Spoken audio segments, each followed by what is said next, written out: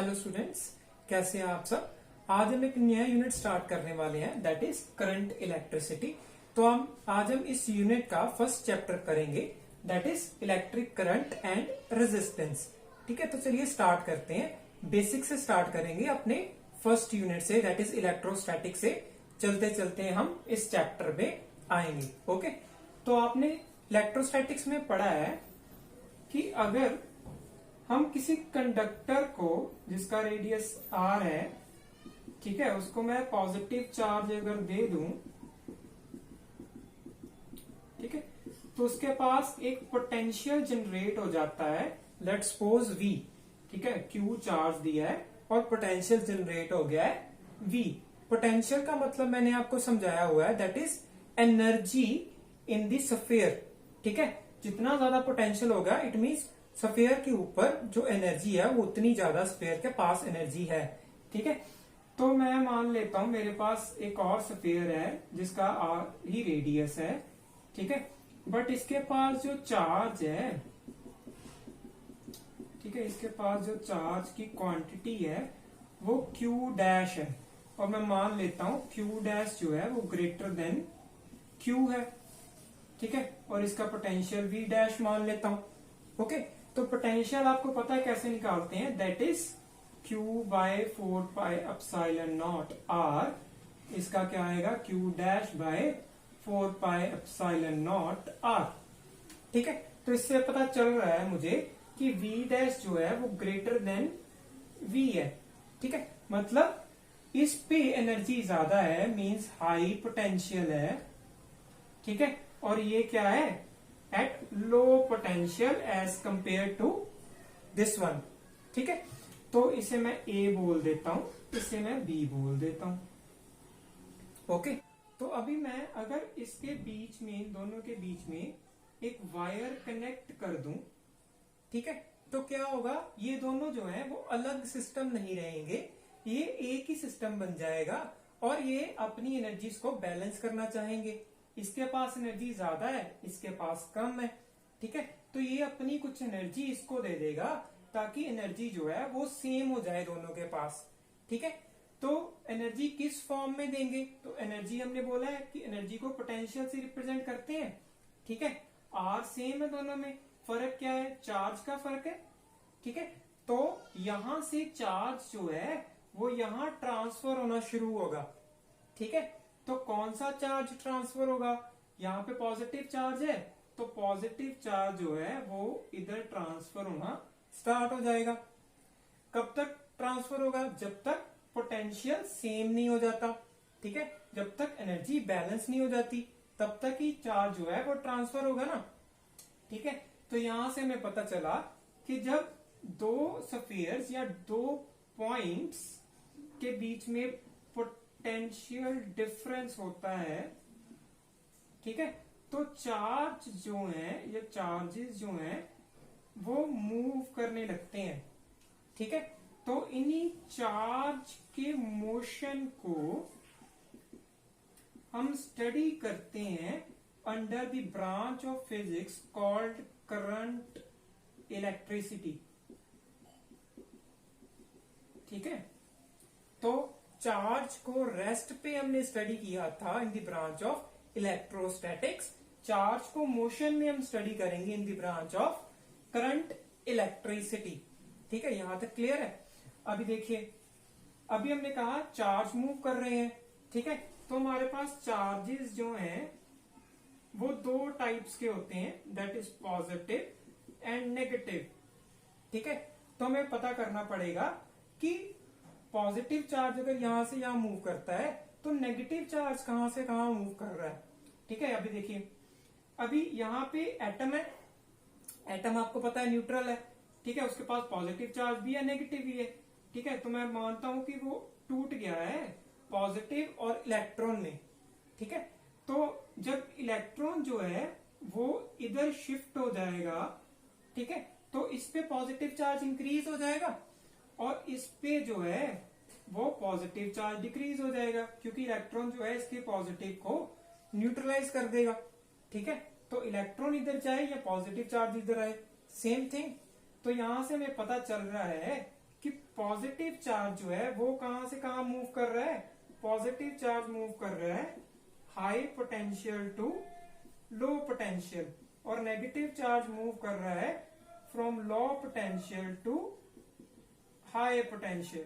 अभी देखिए जो इलेक्ट्रॉन है वो इधर मूव कर रहे हैं, पॉजिटिव चार्ज जो है वो इधर मूव कर रहा है। ठीक है, तो यहाँ पे आपने देखा होगा कि जो पॉजिटिव चार्ज है उसका जो फ्लो है वो यूनिडायरेक्शनल है। पॉजिटिव चार्ज जो है इधर मूव कर रहे हैं from right to left, and जो इलेक्ट्रॉन है वो भी लेफ्ट टू राइट मूव कर रहे हैं। ये नहीं हो रहा कि कुछ पॉजिटिव चार्ज इस स्फीयर से इधर मूव कर रहे हैं और कुछ पॉजिटिव चार्ज ही इधर मूव कर रहे हैं। यहां से इलेक्ट्रॉन मूव कर रहे हैं, यहां से पॉजिटिव चार्ज मूव कर रहा है। ठीक है, तो जो फ्लो है वो यूनिडायरेक्शनल है, मल्टी डायरेक्शनल फ्लो नहीं है। ऐसे नहीं है कि यहां से भी पॉजिटिव फ्लो कर रहा है और यहां से भी पॉजिटिव इधर फ्लो कर रहा है। ठीक है, तो इस फ्लो को हमने, इस यूनिडायरेक्शनल फ्लो को हमने कहा करंट। ठीक है, तो हमने इसे एक फिजिकल क्वांटिटी का नाम दे दिया जिसे हमने बोला इलेक्ट्रिक करंट। ठीक है, जिसे हमने बोला इलेक्ट्रिक करंट। तो ये एक फिजिकल क्वांटिटी है।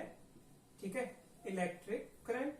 और ये एक और चीज हमें बताती है कि जो फ्लो रेट कितना है, हमारे पास जो फ्लो रेट है वो कितना फ्लो रेट है, दैट इज कि कितने इलेक्ट्रॉन जो है वो पर सेकंड यहां से यहां जा रहे हैं। ठीक है, दैट इज आप मान सकते हैं कि यहां से यहां जो इलेक्ट्रॉन जा रहे हैं वो 2 इलेक्ट्रॉन पर सेकंड है। बट अगर जो पोटेंशियल डिफरेंस को इंक्रीज कर दिया जाए तो जो इलेक्ट्रॉन इधर से इधर जाएंगे वो 5 से 6 हो जाएंगे। ठीक है, तो फ्लो रेट जो है वो इंक्रीज कर जाएगा। तो इसको मेजर करने के लिए, ठीक है, फ्लो रेट को और जो यूनिडायरेक्शनल को मेजर करने के लिए हमने एक फिजिकल क्वांटिटी को डेवलप कर दिया जिसे हमने बोला इलेक्ट्रिक करंट। ठीक है, और ये जो फिजिकल क्वांटिटी है वो ड्राइव्ड फिजिकल क्वांटिटी नहीं है, वो फंडामेंटल फिजिकल क्वांटिटी है। ठीक है, आपने पढ़ा ही होगा +1 में फंडामेंटल फिजिकल क्वांटिटीज, उसमें आप एक करंट भी पढ़ते हो। ठीक है, तो इसे हम कैसे लिखते हैं फॉर्मुलेटिकली, हम इसे I से रिप्रेजेंट करते हैं और इसका फॉर्मूला होता है total charge flow by time taken. ठीक है, मतलब कितना चार्ज जो है वो फ्लो किया कितने टाइम में, उसे हमने बोला इलेक्ट्रिक करंट। तो अभी हम करंट की डायरेक्शन की बात कर लेते हैं। ठीक है, तो कन्वेंशनली हमने कहा, रेफरेंस ले ली कि पॉजिटिव चार्ज इधर मूव करेगा उधर ही करंट की डायरेक्शन होगी। ठीक है, क्योंकि अगर यहाँ पे पॉजिटिव मूव करता है तब भी एनर्जी जो है वो इधर से इधर मूव करती है, इलेक्ट्रॉन इधर मूव करता है तब भी एनर्जी जो है इधर से इधर ही फ्लो कर रही है। ठीक है, तो हमने कुछ भी तो रेफरेंस लेनी पड़ेगी ना हमें, तो इसलिए हमने पॉजिटिव चार्ज की रेफरेंस ले ली कि जिधर पॉजिटिव चार्ज मूव करेगा करंट भी उधर मूव करेगा। ठीक है, तो इलेक्ट्रॉन जो है वो इधर मूव कर रहा है तब भी करंट जो है वो इलेक्ट्रॉन की डायरेक्शन से ऑपोजिट मूव करेगा। ठीक है, तो जिधर पॉजिटिव चार्ज मूव करेगा उधर ही करंट मूव करेगा। ठीक है, उधर ही करंट की डायरेक्शन होगी, और जो करंट की डायरेक्शन होगी वो नेगेटिव चार्ज के फ्लो के ऑपोजिट होगी। ठीक है, क्लियर है इतना? तो करंट आपको पता चल गया। अभी इसके SI यूनिट्स की बात कर लेते हैं। ठीक है, तो करंट के जो SI यूनिट्स होते हैं उन्हें हम बोलते हैं एम्पियर्स। ठीक है, कैपिटल A से रिप्रेजेंट करते हैं, और यहां हम बोल सकते हैं 1 एम्पियर कूलम पर सेकेंड। ठीक है, क्योंकि चार्ज के यूनिट कूलम होते हैं, टाइम के सेकंड्स होते हैं। ठीक है, तो 1 एम्पियर कूलम पर सेकेंड भी लिख सकते हैं। ओके, तो अभी क्या रह गया इसका? अभी हम बात करते हैं कि ये फिजिकल क्वांटिटी जो है वो फंडामेंटल क्वांटिटी क्यों है। ठीक है, ये जो है वो एक ड्राइव्ड क्वांटिटी क्यों नहीं है, क्योंकि यहाँ पे तो टाइम आ रहा है ना, और टाइम अपने आप में एक फिजिकल फंडामेंटल क्वांटिटी है। ठीक है, तो ये ड्राइव्ड होनी चाहिए। ये ड्राइव्ड क्यों नहीं है? देखिए, चार्ज जो है वो एक फंडामेंटल क्वांटिटी है, वो कहीं से ड्राइव नहीं हुआ। ठीक है, बट चार्ज को मेजर नहीं कर सकते। फंडामेंटल क्वांटिटीज को रखने के लिए हमारे पास कुछ रूल्स हैं। ठीक है, कि जो फंडामेंटल क्वांटिटी है, फिजिकल क्वांटिटी है सॉरी, वो इजीली मेजरेबल होनी चाहिए। ठीक है, बट चार्ज जो है वो हम इजीली मेजर नहीं कर सकते। ठीक है, इसीलिए हमने करंट को फंडामेंटल क्वांटिटी में रखा है, क्योंकि करंट को इजीली मेजर कर सकते हैं, करंट से हम चार्ज को इजीली मेजर कर सकते हैं। ओके, तो इसीलिए करंट जो है फंडामेंटल क्वांटिटी है, ड्राइव्ड क्वांटिटी नहीं है। ओके, अभी देखते हैं, आप कहोगे करंट के पास मैग्नीट्यूड है, ठीक है, डायरेक्शन है, ठीक है, डायरेक्शन है ना, देखिए डायरेक्शन है कि जो पॉजिटिव चार्ज है वो हाई पोटेंशियल से लो पोटेंशियल जाता है, नेगेटिव चार्ज है लो पोटेंशियल से हाई पोटेंशियल जाता है, तो ये डायरेक्शन ही है ना। तो हमने डेफिनेशन में भी बोला है कि charge flow in a particular direction constitutes the electric current. ठीक है, and the measure of the rate of flow of charge per unit time, ठीक है, इज कॉल्ड द करंट। ठीक है, तो मेजर हम ऐसे करते हैं, पर डेफिनेशन में हम बोलते हैं कि चार्ज जिस डायरेक्शन में फ्लो करे, ठीक है, उसे हम चार्ज बोलते हैं, सॉरी करंट बोलते हैं। ओके, तो यहाँ पे डायरेक्शन आ रही है, तो आप बोलोगे ये scalar quantity, sorry vector quantity होनी चाहिए। ठीक है, तो ये वेक्टर क्वांटिटी होनी चाहिए, बट ये वेक्टर क्वांटिटी नहीं है, ये एक स्केलर क्वांटिटी है। ठीक है, क्यों ये स्केलर क्वांटिटी है, वेक्टर क्यों नहीं है? क्योंकि ये वेक्टर लॉ ऑफ एडिशंस को फॉलो नहीं करती, इसीलिए ये एक वेक्टर क्वांटिटी नहीं है, ये एक स्केलर क्वांटिटी है। ओके, पता चल गया आपको? तो अभी देखिए, हमने करंट की डेफिनेशन बताई थी, चार्ज बाय टाइम। ठीक है, तो ये जो है एक स्टेडी करंट है, ठीक है, जो टाइम के साथ चेंज नहीं हो रहा। ठीक है, तो हर बार तो जो करंट है वो मेरे पास स्टेडी नहीं आएगा। ठीक है, करंट जो है चेंज भी हो सकता है टाइम के साथ, तो उसको कैसे रिप्रेजेंट करते हैं? तो उसको रिप्रेजेंट करते हैं change in flow of charge by change in time. ठीक है, तो कितने टाइम में कितना जो है चार्ज फ्लो कर रहा है, उस हिसाब से मेरे पास करंट आ जाएगा, जो कि टाइम का फंक्शन होगा। ठीक है, तो अगर जो है चार्ज जो है, सॉरी जो करंट है वो कंटिन्यूसली चेंज कर रहा है, ठीक है, तो ये तो कंटिन्यूसली चेंज नहीं ना कर रहा। ठीक है, एक पर्टिकुलर सेकंड में, मान लीजिए फर्स्ट सेकंड में करंट जो है वो 2 एम्पियर है, थर्ड सेकंड में ये 4 एम्पियर हो गया, तो ये कंटिन्यूस चेंज नहीं है, डिसकंटिन्यूअस चेंज है। ठीक, अगर जो मेरे पास करंट है वो कंटिन्यूसली चेंज हो रहा है, ठीक है, जैसे करंट वर्सेस टाइम का ग्राफ मैंने बनाया है, तो ये कंटिन्यूसली चेंज हो रहा है ना। ठीक है, तो अगर ये कंटिन्यूसली चेंज हो रहा है, तो मुझे करंट की वैल्यू कैसे पता करनी है? अगर मैंने करंट की वैल्यू किसी t1 टाइम पे पता करनी है, ठीक है, तो मैं कैसे पता करूंगा? यहाँ पे तो जो इंटरवल है टाइम का वो 0 है। ठीक है, टाइम इंटरवल है ही नहीं। ठीक है, ये टाइम इंटरवल 0 है ना, ये टाइम इंटरवल जो है डेल टी वो 0 है। ठीक है, तो मैं कैसे पता करूंगा करंट को? तो हमने पढ़ा था डिफरेंशिएशन में कि जब ऐसी सिचुएशन हो तो हम डिफरेंशिएशन यूज करते हैं, लिमिट लगाते हैं इस पे, और लिमिट जब लगती है तो ये डिफरेंशिएशन में कन्वर्ट हो जाती है। ठीक है, जिसने नई वीडियो देखी मेरी डिफरेंशिएशन की वो जाकर देख लें। ठीक है, आपको क्लियर हो जाएगा ये कैसे आता है।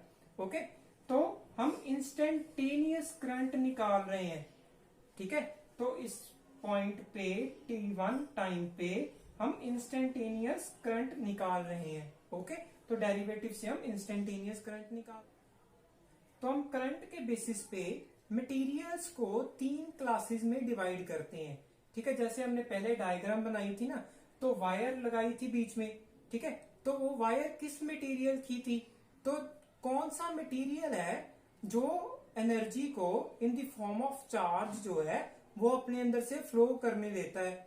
ठीक है, उस बेसिस पे हमने मटेरियल्स को 3 क्लासेस में डिवाइड किया है। ठीक है, दैट इज इंसुलेटर्स। ठीक है, इंसुलेटर्स वो सब्सटेंस हैं, वो मटेरियल्स हैं जो अपने अंदर से चार्जेस को फ्लो नहीं होने देते, उन्हें हम बोलते हैं इंसुलेटर्स। ठीक है, सेकंड क्लास है हमारे पास कंडक्टर्स। ठीक है, तो कंडक्टर्स वो हैं जो अपने अंदर से इलेक्ट्रिक चार्ज को इजीली फ्लो होने देते हैं, उन्हें हम बोलते हैं कंडक्टर्स। ठीक है, और तीसरी क्लास है हमारे पास सेमीकंडक्टर्स। ठीक है, तो सेमीकंडक्टर्स जो है वो कंडक्टर और इंसुलेटर के बीच में है। ठीक है, ये ना तो चार्जेस को पूरी तरह फ्लो होने देते हैं, ना तो पूरी तरह रोकते हैं। ठीक है, इंटरमीडिएट से रहते हैं। ठीक है, इसीलिए हम इसे सेमीकंडक्टर्स बोलते हैं। ठीक है, मतलब इंटरमीडिएट ऑफ कंडक्टर्स। ठीक है, तो ये 3 क्लासेस है हमारे पास जिसको हमने करंट के बेस पे डिस्टिंग्विश किया है।